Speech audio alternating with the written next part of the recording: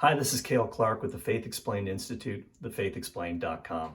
Here with a little quick commentary on today's gospel reading from this Tuesday of Holy Week 2020. It's from John chapter 13, and this is John's account of the Last Supper, the first Mass, and its aftermath.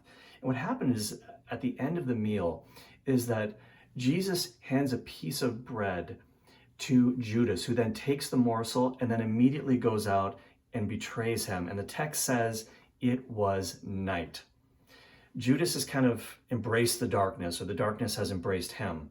And this contrast between light and darkness in John's gospel is incredibly prevalent. Think about chapter 9, when Jesus heals the man born blind. Sometimes those who can physically see are spiritually blind, and vice versa.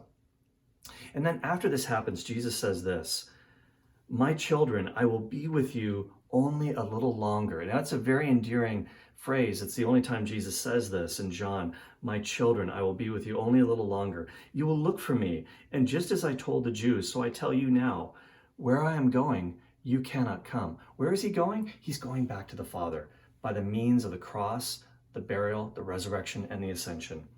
But then he says this, "A new command I give you, love one another. As I have loved you, so you must love one another. By this all men will know that you are my disciples, if you love one another." Simon Peter asked him, "Lord, where are you going?" Jesus replied, "Where I am going, you cannot follow now, but you will follow later." Peter asked, "Lord, why can't I follow you now? I will lay down my life for you." Then Jesus answered, "Will you really lay down your life for me? I tell you the truth, before the rooster crows, you will disown me 3 times. And of course, we know what happens after that. Jesus' prophecy does come true. Peter denies Jesus 3 times over a charcoal fire. And later on, Jesus restores Peter threefold. "Simon, do you love me? Do you love me? Do you love me?" Over a charcoal fire. And that's in John chapter 21. And at that point, Jesus says, "Yes, you now will have the strength to follow me to the cross, but not now." This is not the time for the sheep to lay down their life for the shepherd's sake. This is the time for the shepherd to lay down his life for the sheep.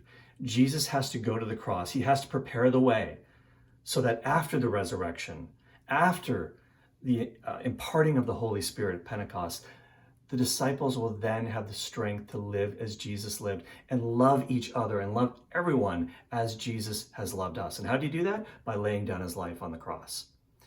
And now, in this age of the church, after Easter, we're always living in this age where we do have the power to live as Jesus lived and to love as Jesus loved. And that's so important in this time of COVID-19. There is darkness in the world. There is night because of this illness, because of the uncertainty surrounding it. But we can bring the light of Christ by the way that we love one another, take care of one another, and of everyone that we know, so that we can show forth the love of Christ. This is an opportunity for saint making, and we need to embrace it. This is Cale Clark for the Faith Explained Institute and thefaithexplained.com.